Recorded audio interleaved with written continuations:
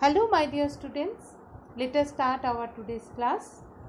Today we will start our discussion with electric current. Now what is electric current? Now first consider the flow of water in rivers or canals.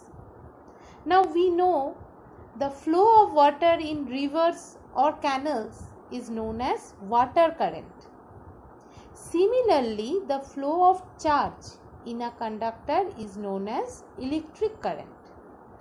Now, in a metallic conductor, each atom has one or more than one loosely bound electrons. These loosely bound electrons are considered as free electrons and they can move from one point to another part of the conductor. And the free electrons in a metallic conductor have negative charges. Since free electrons move throughout the conductor, so they are charge carriers. These charge carriers in a metallic conductor are known as conduction electrons. And the flow of these electrons in a conductor constitute an electric current. Now, what is the definition of electric current? An electric current is defined as the amount of electric charge flowing through any cross section of the conductor in unit time. Means we have to consider any cross section through the conductor and we have to calculate the amount of charge passing through that cross section in 1 second. Now how to calculate? Now let us consider capital Q is the charge flow through the cross section of a conductor in time t. Then electric current is given by charge by time or I equals to Q by T. Clear? Now, what is the unit of current, electric current? SI, listen it very carefully. SI unit of electric current is ampere and it is denoted by capital A. So, what is 1 ampere? We know I equals to Q by T. We have just derived it. Therefore, 1 ampere equals to 1 coulomb by 1 second. That is 1 ampere equals to 1 coulomb second to the power minus 1. Now let us discuss the definition of ampere. What is 1 ampere? Electric current through a conductor is said to be 1 ampere if 1 coulomb electric charge flows through any cross section of the conductor in 1 second. See what is current? Current I equals to Q by T. Therefore, if Q equals to 1 coulomb, T time equals to 1 second, then amount of charge current will be 1 ampere. Clear? Now, we have to remember electric current is a scalar quantity and instrument used to measure electric current is ammeter and circuit representation I have given here, just check it properly.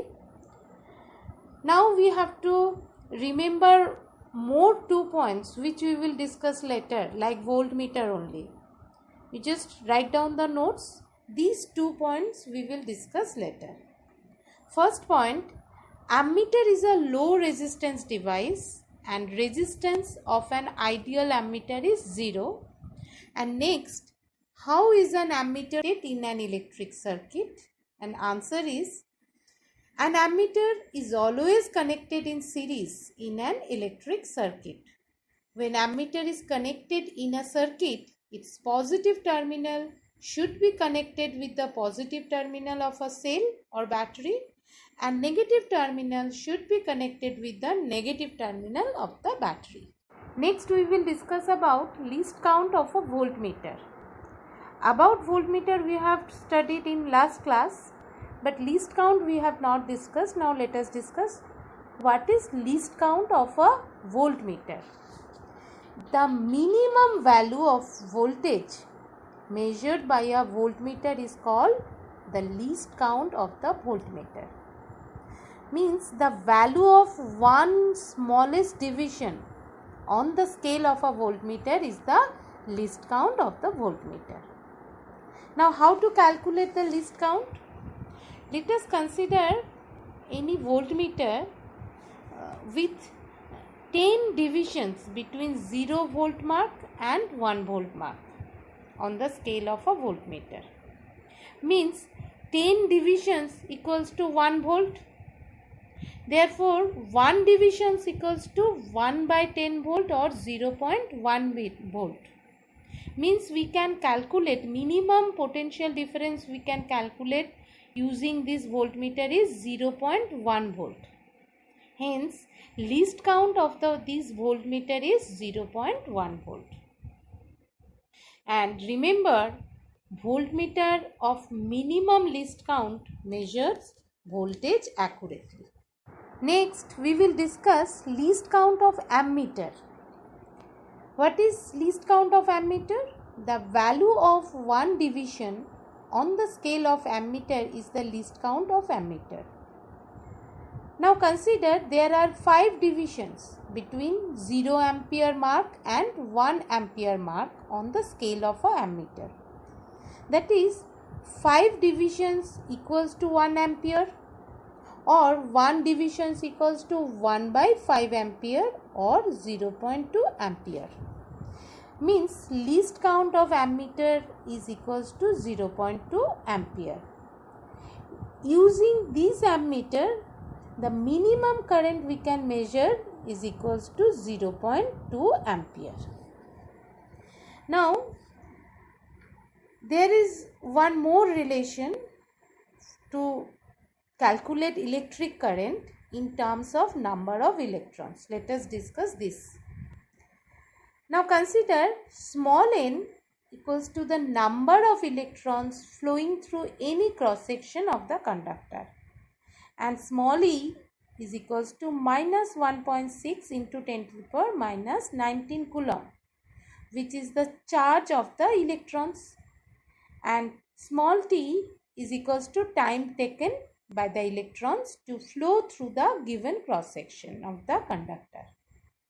Now we know I equals to q by t, and also we know q charge equals to Ne, that is number of electrons into charge of electrons. So we can write I equals to Ne by T. This relation is also very useful to measure electric current. Next, we will discuss some numericals related to these two formulas, that is I equals to Q by T and I equals to Ne by T. Now, first one, calculate the current in a circuit if 500 coulomb of charge pass on through it in 10 minutes. See here, charge Q equals to 500 coulomb and time T equals to 10 minutes, means 600 seconds. So, using I equals to Q by T, we will get I equals to 0.83 ampere. So, here just substitute the value of Q by T and we will get the value of I. Next, number 2, 10 to the power 20 electrons, each having charge of 1.6 into 10 to the power minus 19 coulomb, pass from a point A towards another point B in 0.1 second.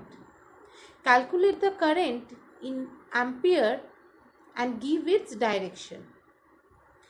So here N is equals to 10 to the power 20 and electron E equals to 1.6 into 10 to the power minus 19 coulomb and T equals to 0.1 second. Now we know current I equals to Ne by T. Just substitute the value of N, E and T. What current we will get? I equals to 160 ampere. And the direction of current is from point B to point A. Now how